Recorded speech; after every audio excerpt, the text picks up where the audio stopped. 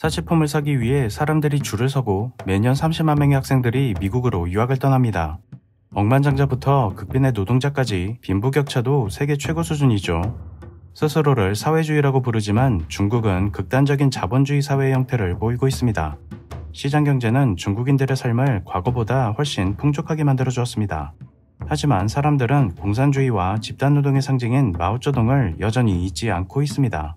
거리에서 일상에서 그들은 마오쩌둥의 흔적을 지우지 않고 있을 뿐 아니라 그를 숭배하는 모습까지 보이고 있는데요.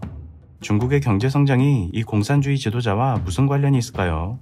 마오쩌둥이 사망할 당시까지도 중국의 농민들은 극심한 빈곤에 시달리고 있었습니다. 하지만 그들을 가난에 묶어두었던 마오쩌둥에게 중국인들은 아직도 고개를 숙이고 있습니다. 자본주의 혜택을 누리면서 동시에 공산주의의 상징적인 인물을 찬양하는 이 모순적인 상황은 어째서 일어나고 있는 걸까요? 외국인들에게 마오쩌둥은 다소 희화화되어 있는 여행지 기념품 속의 인물이거나 앤디 워홀이 그린 팝아트의 대상입니다. 공산주의 이미지를 재미로 소비하는 이 상품들은 꽤 잘 팔리는 인기 아이템입니다. 중국인들 또한 마오쩌둥의 상품을 사는데요. 그런데 그 의미는 사뭇 다릅니다. 재미가 아닌 마오쩌둥을 존경하는 마음으로 구입합니다. 이들은 마오쩌둥에게 진심입니다. 혁명을 상징하는 붉은 스카프를 맨 사람들이 마오쩌둥의 고향 방문에 줄을 잇습니다. 마오 주석 기념당에는 단 몇 초간 그의 시신을 보기 위해 매년 수십만 명의 중국인들이 몰려들고 있죠. 중국의 사이클 대표 선수들이 마오쩌둥의 배지를 착용하고 시상대에 올라 정치적 행동으로 올림픽 징계 논의에 오르기도 합니다.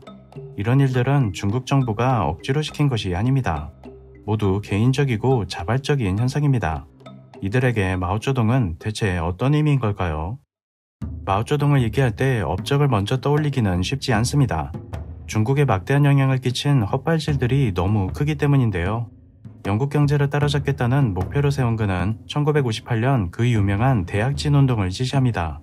하지만 농촌에서 공업혁명을 일으키겠다는 다소 황당한 이 계획은 최악의 결과를 가져옵니다. 농민들은 낫 대신 곡괭이를 들었고 농업은 생산을 멈췄습니다. 천적이 사라지자 급증한 해충은 대흉작을 불러왔죠. 각종 자연재해까지 겹쳐 4년 동안 무려 5천만 명에 이르는 사람들이 식량 부족으로 사망하게 됩니다.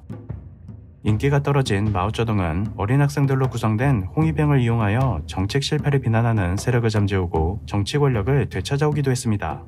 그렇게 경제도 사회도 후퇴해버린 중국은 역사상 가장 어두운 시기를 보내게 됩니다. 이 사람이 정권을 잡기 전까지 말이죠. 덩시아핑의 개혁개방 정책은 집단 생산을 비롯한 구시대의 방식이 중국에서 완전히 막을 내렸음을 알렸습니다. 자본주의 요소를 도입한 중국식 사회주의는 마오쩌둥이 상상하지 못한 전혀 다른 중국을 만들어 놓게 됩니다. 덩시아핑의 경제개혁은 지금까지 이어져 후진적 농업국가였던 중국을 세계 2위의 경제대국으로 바꿔놓게 되죠. 서구의 국가들을 따라잡겠다던 마오쩌둥의 꿈은 그가 비난했던 자본주의 국가들의 방식으로 실현되었습니다. 중국에게 새로운 세상을 가져다 준 것은 명백하게 덩시아핑과 시장경제였습니다. 하지만 이들이 중국의 영웅이 되는 일은 일어나지 않았는데요. 오히려 중국인들은 오늘의 발전된 중국을 잊게 한 것은 마오쩌둥이라고 입을 모읍니다. 그는 완전하게 우상화되어 있었고 우상의 권위를 흠집낼 수 있는 어떠한 일도 용납되지 않았습니다. 덩시아핑조차도 07과삼이라는 말로 마오쩌둥의 공헌이 실수보다 훨씬 컸다고 못 박았습니다. 지난 과오들을 볼 때 업적이 더 컸다는 말은 우리에겐 와닿지가 않는데요. 중국인들은 시대적인 배경에서 그 이유를 주장합니다. 오랜 세월 동아시아의 패자로 군림했던 중국은 아편전쟁을 시작으로 여러 열강들의 수탈을 당합니다. 20세기에 들어서도 일본의 침략으로 국가적 위기를 겪는 등 과거의 영광에 비추어 굴욕적인 시기를 보내야 했죠. 자존심을 구긴 중국인들에게 외세의 영향에서 벗어나 통일국가를 이룬 것은 칭송받을 만한 업적이었습니다. 이것이 마오쩌둥의 여러 실정에도 불구하고 공을 더 높게 평가해야 한다고 사람들이 주장하는 이유입니다. 중국인들의 마오쩌둥에 대한 사랑은 상상 이상입니다. 글로벌타임즈의 최근 여론조사에 따르면 응답자의 90%가 그에 대한 존경심을 가지고 있다고 답했는데요. 그런데 이렇게 높은 지지가 시대적 비극을 겪은 사람들 사이에서도 나온다는 건 다소 의아합니다. 이들은 과거가 혹독했다고 말하면서도 이를 좋은 추억으로 기억하고 있습니다. 심지어 이 추억에는 문화 대혁명도 포함되어 있죠. 문화대혁명 시기 홍위병으로 활동했던 많은 젊은이들은 어른이 된 후 그것이 잘못된 일인지 몰랐다고 털어놓습니다. 돌이켜보면 어리석은 일이었지만 당시에는 저항할 수 없는 시대의 흐름이었다고 회상하죠. 이들의 일부는 피해자들에게 사죄하기도 했지만 대부분은 그렇지 않았습니다. 그들은 자신들의 과거가 들춰지는 것을 두려워합니다. 그리고 이런 심리는 개혁 정책으로 노선을 바꾸면서 과거의 흔적을 지우려는 공산당에 대한 지지로 이어집니다. 나아가 이들은 광기의 젊은 시절에 대한 향수를 느끼기까지 하는데요. 어두운 기억은 보정되고 미화되어 아름다운 추억으로 남게 됩니다.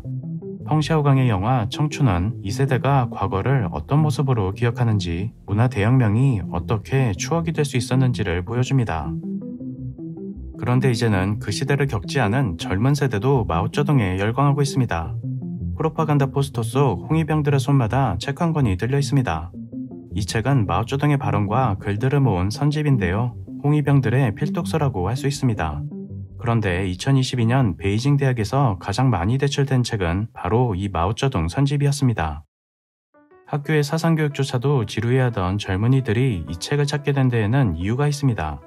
중국의 젊은 세대는 어느 때보다 심각한 취업난과 생활고를 마주하고 있습니다.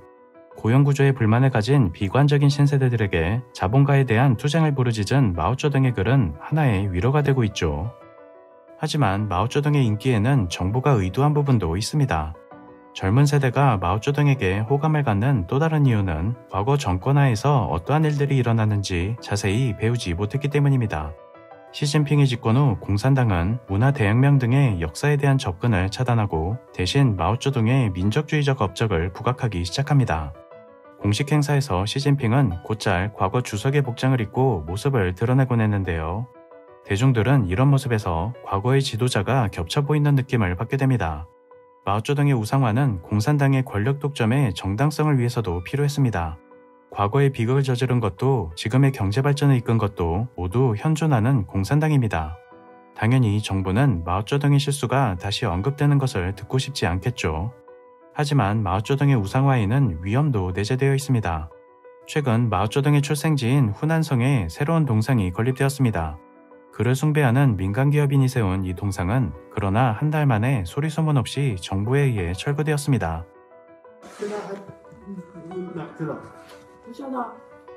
정부는 왜 마오쩌둥의 우상화에 제동을 걸었을까요?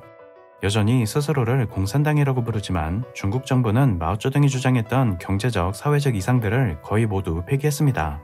중국이 안고 있는 극심한 불평등, 노동자의 권리 결여 등은 마오쩌둥이 서구 자본가들의 병폐로 꼽았던 문제들입니다. 젊은 세대가 마오쩌둥에 깊게 빠져드는 것이 당의 정권 유지에 있어 결코 바람직한 일은 아니겠죠. 동상 철거 사건에 대해 일본의 한 전문가가 진단한 것처럼 이제 정권을 안정시킨 시진핑 정부에게 마오쩌둥의 우상화는 더 이상 크게 필요 없을지도 모릅니다. 마오쩌둥의 천안문 초상화는 언제까지 걸려있게 될까요?